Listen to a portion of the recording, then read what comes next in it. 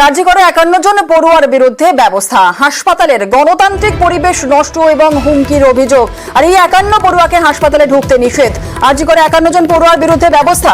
কি ব্যবস্থা নেওয়া হবে এবং অবশ্যই তদন্তকারী কমিটির সামনে কখন এই 51 জন পড়ুয়ারা তারা হাজিরা দেবেন, আপডেট নেব। আমাদের সঙ্গে অভিজিৎ চন্দ্র আমাদের প্রতিনিধি রয়েছে। কি ব্যবস্থা নেওয়া হবে 51 জন পড়ুয়ার বিরুদ্ধে, অভিজিৎ? গত কয়েকদিন ধরে এই আজিকর হাসপাতালের কাণ্ডকে ঘটনাকে কেন্দ্র করে রাজ্যের বিভিন্ন মেডিকেল কলেজগুলোতে সেখানে হুমকি কালচার চলছে।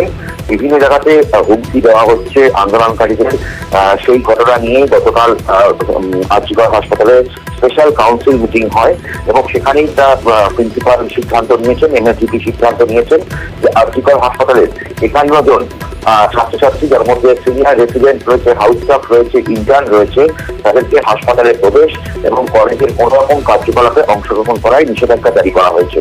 এদের বিরুদ্ধে আজিকর হাসপাতালে গণতান্ত্রিক পরিবেশ নষ্ট করা, বিভিন্ন সময় আন্দোলনকারীদের সহ বিভিন্ন জায়গাতে হুমকি দেওয়া এবং নানান অনৈতিক কাজের সঙ্গে যুক্ত থাকার অভিযোগ ওঠায়।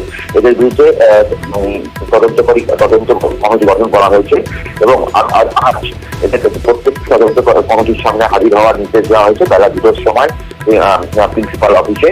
এবং এই যে 51 জন, এদের মধ্যে 4 জন সিনিয়র রেসিডেন্ট রয়েছে, হাউস স্টাফ রয়েছে, ইন্টার্ন রয়েছে, এনডিবিএস ছাত্রছাত্রীরা রয়েছে এবং এরা প্রত্যেকে এই 51 জনকেই বলা হয় যে প্রত্যেকটি এরা উত্তরবঙ্গ লবি এবং রবি কল্যাণ সমিতির চেয়ারম্যান সুদীপ্ত রায়ের ঘনিষ্ঠ বলেই চিহ্নিত আজিকর হাসপাতাল থেকে।